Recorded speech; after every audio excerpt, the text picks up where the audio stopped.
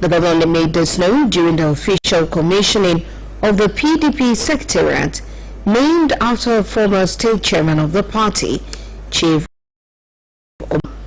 Details of the event presented by Governor's Office correspondent Oluyole. It was another landmark achievement by Oyo State Governor Engineer Seyi Makinde as members of the People's Democratic Party (PDP) in Oyo State and beyond came together to commission the newly built PDP Oyo State Secretariat, named after a former chairman of the PDP in the state, Chief Omokumi Mustapha. The edifice was commissioned by the national chairman of the People's Democratic Party (PDP), Dr. Kabiru Turaki, SAN, while Governor Seyi Makinde handed over the secretariat document to the national chairman of the party.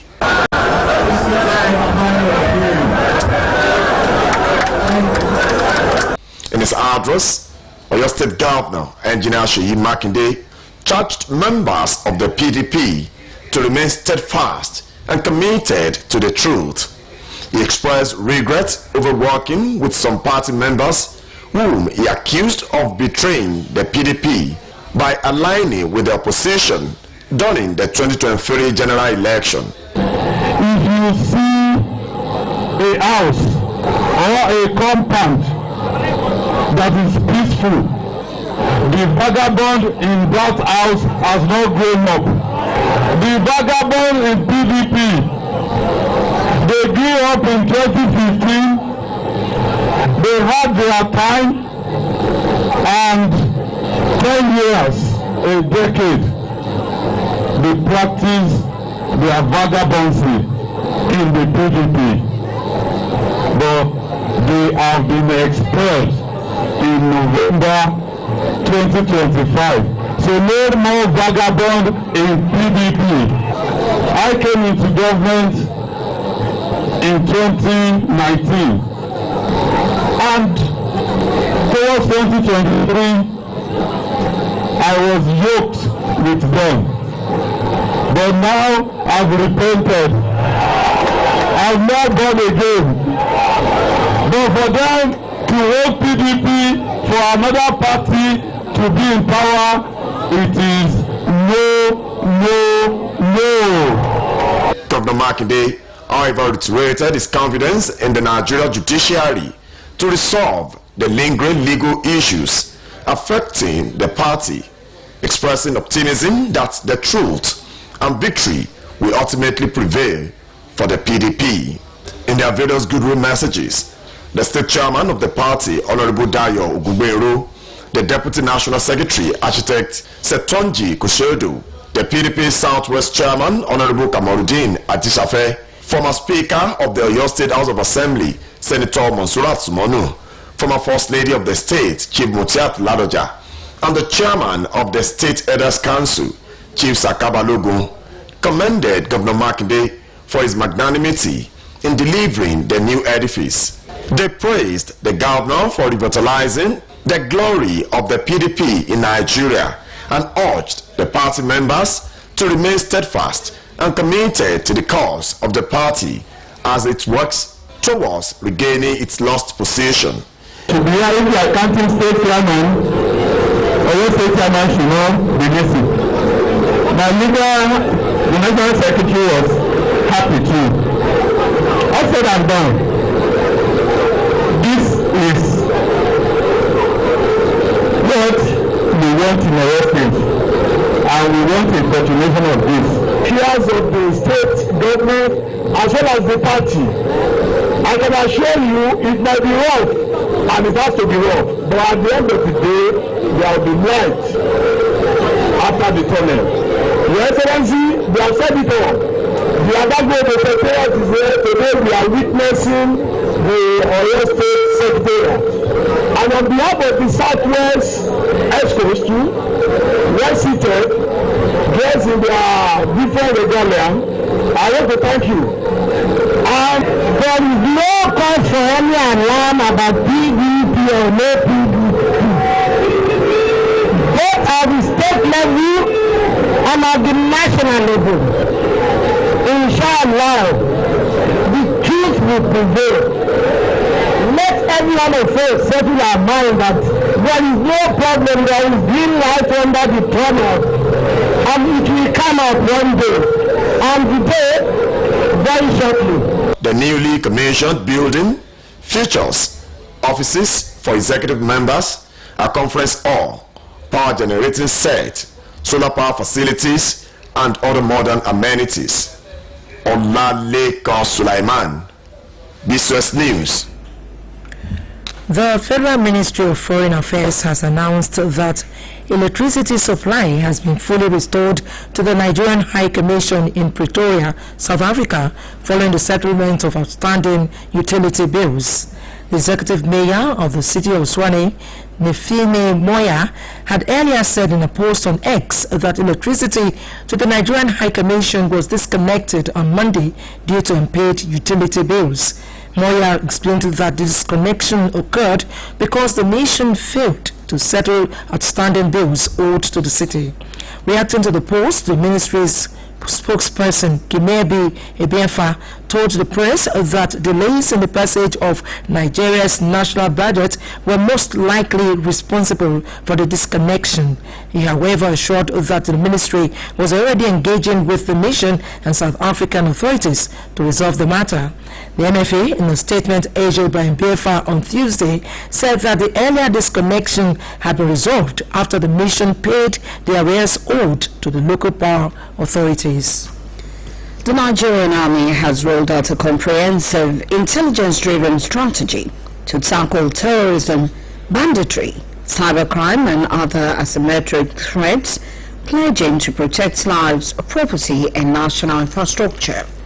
In a statement on Tuesday, signed by the Acting Director of Army Public Relations, Colonel Apollonia Nelly, the Chief of Army Staff, Lieutenant General Y.D. Shaibu, said the evolving security landscape requires a dynamic, technology-enabled and multi-domain approach.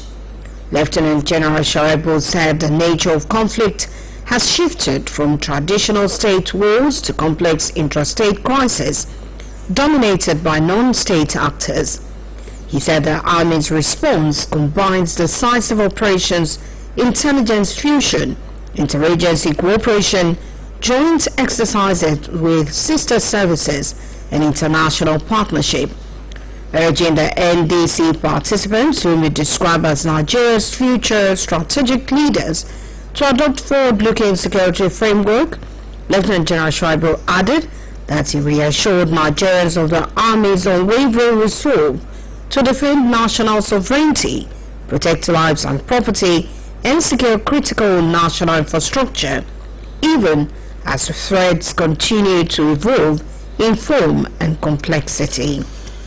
The Cross River chapter of the Magistrates Association of Nigeria has announced plans to resume its indefinite strike on February 9, following the state government's failure to meet their demands. The notice of the strike is contained in a letter dated February 2, issued in Calabar on Tuesday. In the letter, signed by its chairman and secretary, Godwin Ona and Solomon Abo, respectively, the magistrates said the decision to resume the suspended strike was taken at their general meeting held on January 30. The association stated that the government reneged on the earlier promises, which had led to the suspension of the industrial action. The magistrates declared the payment of 15,000 naira as monthly interest allowance, compared to magistrates in neighboring states who receive between 200,000 naira and 250,000 naira monthly. They further demanded the immediate implementation of promotion and regularization of magistrates in the state with necessary financial benefits across all cadres, as well as the payment of all accrued arrears. The Nigeria Police Force in Cross River State has deployed troops and mobile police personnel to Odo-Uyi community in Dukwani local government area following an escalation of a chieftaincy crisis that has led to loss of lives and destruction of property. Police sources confirmed that the crisis, which intensified on the 2nd February 2026, resulted in the killing of 2 persons and the burning of houses in the community. The violence is linked to a long-running dispute over the position of village head of Oluyole. According to the sources, the village head's residence was set ablaze during the unrest, with properties valued at millions of naira destroyed. Officers from the Dukmani division, alongside a tactical police team and mobile police personnel, were immediately deployed to restore order. Confirming the incident, the police public relations officer in the state, ASP Sunday Etokwa Akata, said the command was aware of the development. He disclosed that 2 suspects had been arrested, while another key suspect, identified as the village head, was still on the run. This broadcast of Newscope is coming to you from the Broadcasting Corporation of Oyo State, Ibadan. Political stakeholders have criticized the National Assembly over delay in passing the Electoral Amendment Bill 2025 as the country inches closer to the 2027 general elections.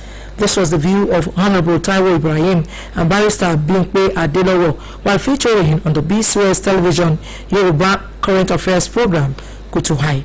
A man, Bodi Akinjola, compiled excerpts from the program.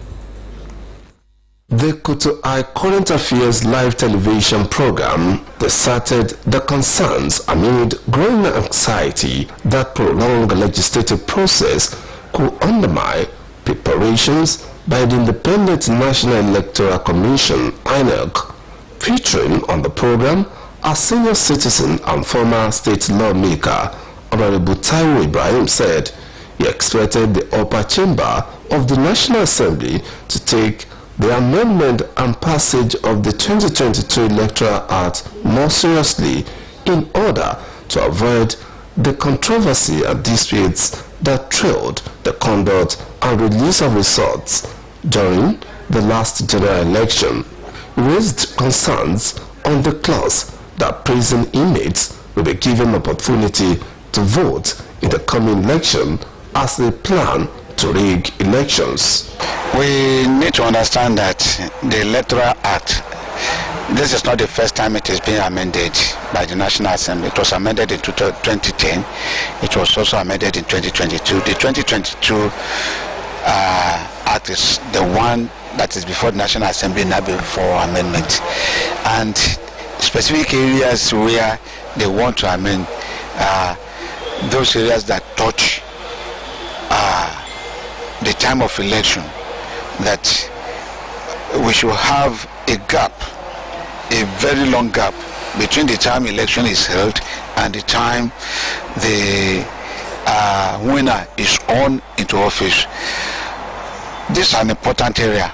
Well, everybody has been saying it, that it is very wrong for someone to have been said to win election and is sworn in, is now using government apparatus to defend himself in the law court. This is very wrong.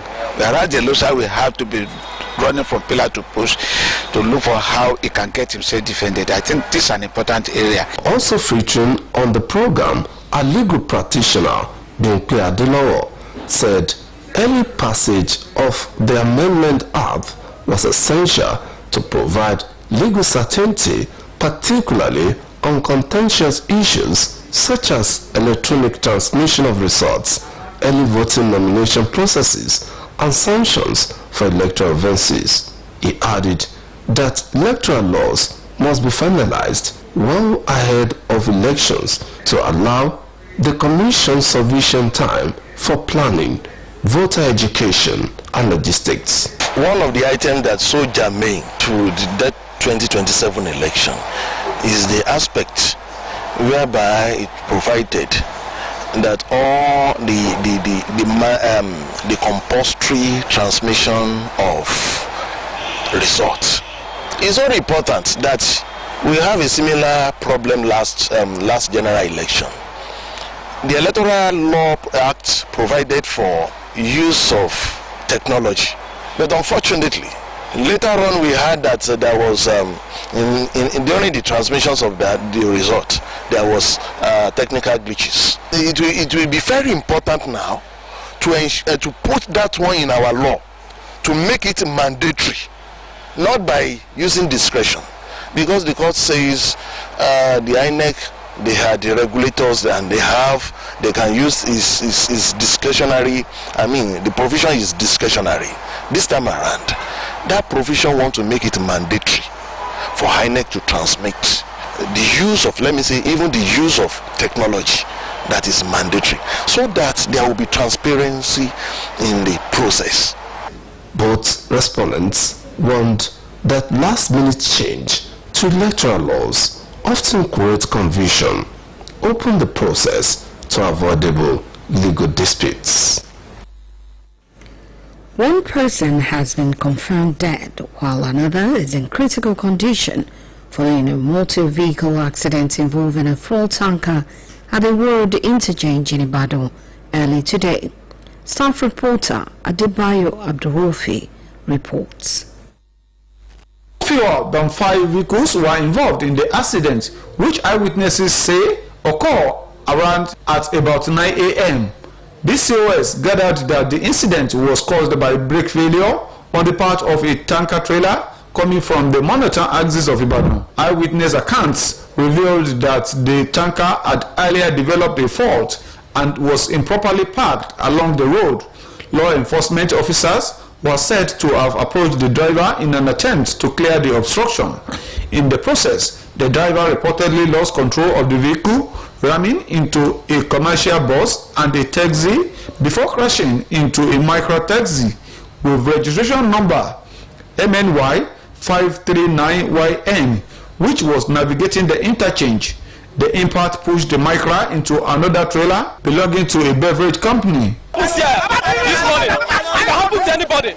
What we needed in this road is a strong equipment in case of any emergency, in order to counter whatever that happens. If you look at this trailer, this tanker this morning, we've been here for almost 2 hours now. We are battling for the life of the survivor, the people that had that accident. So I want to advise the government is to provide enough equipment in case of emergency accident.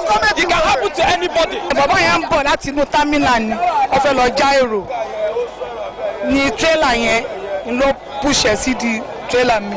Ẹ wo yẹ mi tó sọnù báyìí sìn báwa tí wọ́n ti fún àwọn tí màá tó ń lé mọ́tò kiri ó ti pọ̀ jù. Ẹ jọ̀ọ́ torí Ọlọ́run títí lọ láti rìn láti jẹ láti mu. Ẹ jọ̀ọ́ a bẹ̀ wọ́n lórúkọ Ọlọ́run kí wọ́n bá wa bá àwọn pípín yìí sọ̀rọ̀ kí wọ́n yé disturb àwọn ní trailer yìí mọ́. Ẹ tó bá ní bírèkì wọn ò dáa kí wọ́n jẹ́ kó ṣe ń bẹ̀ ẹni tí mọ́tò ẹ̀ bá bàjẹ́ kí wọ́n jẹ́ kó ṣe kó fún láǹfààní àti ṣe kó lè máa lọ. Kó yẹ máa lé wọn káàkiri ìlú kó jọ torí Ọlọ́run kó yẹ máa àfẹ́tì àwọn èèyàn wa abẹ̀wọ́ lórúkọ Ọlọ́run. One of the 2 occupants of the micro taxi reportedly died on the spot, while the driver sustained severe injuries. It took over an hour with the combined efforts of personnel from the Federal Road Safety Corps, the Oyo State Road Traffic Management Authority, PMS officers, and the police to rescue the injured driver.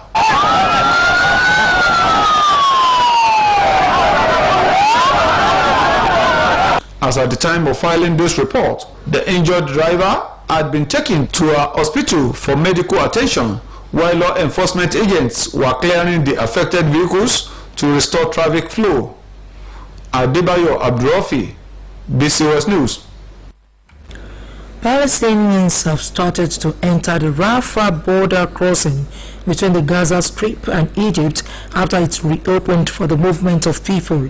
The crossing has largely been closed since May 2024, when the Gazan side was captured by Israeli forces. Foreign desk editor Oluyole Akintola compiled the story and others as presented by Bimbo Akambi. The reopening was supposed to happen during the first phase of the United States President Donald Trump's ceasefire plan between Israel and Hamas, which began in October.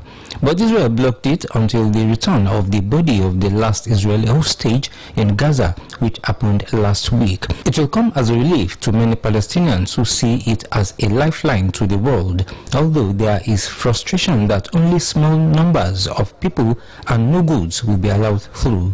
Around 20,000 sick and wounded Palestinians are waiting to leave Gaza for treatment. Israeli reports say only 50 patients accompanied by 2 relatives will be allowed to exit each day, and that 50 people who left Gaza during the war will be allowed to return. The crossing will be run by supervisors from the EU and local Palestinian staff, while Israel will carry out remote security checks. The Syrian army has deployed to the northeastern city of Asaka, previously controlled by the Kurdish-led Syrian Democratic Forces (SDF), implementing the first phase of a United States-backed ceasefire agreement. A large convoy of military trucks entered Asaka on Monday, hours after the SDF imposed a curfew. Syrian forces arrived as part of the newly brokered agreement between Damascus and the SDF. The agreement aims to solidify the ceasefire that halted weeks of conflict during which the SDF lost substantial territory in northeastern Syria. It establishes a framework for incorporating SDF fighters into Syria's national army and police forces, while integrating civilian institutions controlled by the group into the central government structure. Under the terms of the agreement, government forces will avoid entering Kurdish majority areas. However, small interior ministry security units will take control of state institutions in Asaka and Qamishli, including civil registries, passport offices, and the airport. Kurdish local police will continue security operations in both cities. We have seen a clear seriousness on the part of the internal security forces and a desire for cooperation. And finally, record-breaking snowfall in Japan has been blamed for 30 deaths in the past 2 weeks, including a 91-year-old woman found buried under 300 centimeters, that's about 118 inches of snow, outside her home, officials said. The heavy snowfall prompted the government of Prime Minister Sanae Takaichi to order the deployment of troops on Tuesday to help in affected areas, according to Japanese national television. Authorities told people to watch for avalanches and accumulated snow falling from rooftops, NHK reported, and also warned that power outages are possible in the hardest hit areas. As of Tuesday, the northern city of Aomori had 175 centimeters of snow accumulated on the ground, more than double the average for this time of the year, according to the NHK. On Monday, the city recorded as much as 183 centimeters of snow accumulating in some areas, breaking the 40-year record of 181 centimeters, that is about 71 inches, observed in 1986. Aomori Governor Soichiro Miyashita said on Monday that he had asked the military to offer disaster relief, especially to the elderly, many of whom live alone and need help clearing snow. Bimbo Akambi, BCUS News. To end this edition of Newscope, here again are the main points. The Nigerian Army has rolled out a comprehensive intelligence-driven strategy to tackle terrorism, banditry, cybercrime and other asymmetric threats, pledging to protect lives, property and national infrastructure. The Federal Ministry of Foreign Affairs has announced that electricity supply has been fully restored to the Nigerian High Commission in Pretoria, South Africa, following the settlement of outstanding utility bills. Oyo State Governor Engineer Seyi Makinde has expressed confidence in the judiciary to resolve the lingering legal issues affecting the People's Democratic Party (PDP, saying he believes truth and victory will ultimately prevail for the party. Palestinians have started to enter the Rafah border crossing between the Gaza Strip and Egypt after it reopened for the movement of people.